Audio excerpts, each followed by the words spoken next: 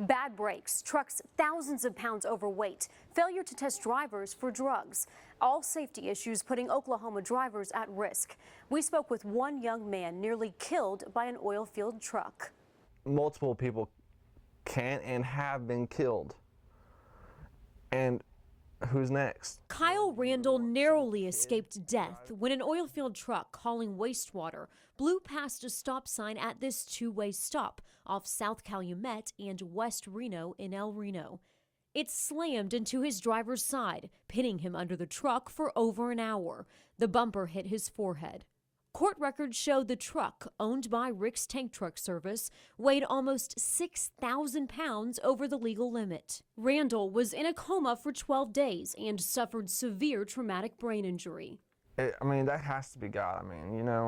The Randalls sued Rick's, a subsidiary of True Energy based in Ada, along with several energy companies.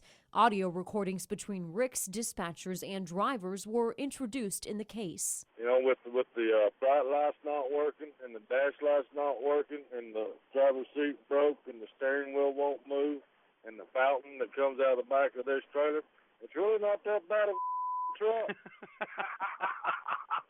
Our investigation matched federal and state databases of fatal vehicle crashes and trucking industry safety records with companies licensed to haul oil field wastewater and equipment in Oklahoma. There are about 350 trucking companies licensed in Oklahoma, working for some of the biggest energy companies operating in the state. Rick's is just one of 24 companies with trucks involved in at least 36 deadly crashes in the state since 2007. 9 of those companies had 2 deadly accidents each.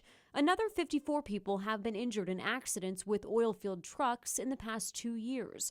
The Federal Motor Carrier Safety Administration rates trucking companies on safety. 7 of the 24 companies involved in those deadly crashes have conditional ratings, the lowest rating a company can have and still be in operation. Among those companies, Rick's.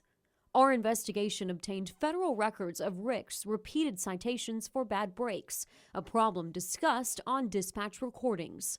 He says he has no brakes, and I don't know the condition of it what it's in.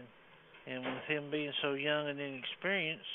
After multiple equipment citations, the feds suggested Rick's make drastic improvements. Company records show Rick's implemented a bonus program. Drivers would earn a $100 gift card for clean truck inspections. Additional federal records show Rick's also cited for failing to test drivers for drugs and alcohol after accidents, which is required by the federal government.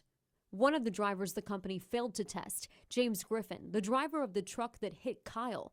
Court records show Griffin later convicted for failing to stop at the stop sign, causing Kyle's accident, and for carrying weight over the 34,000-pound legal limit.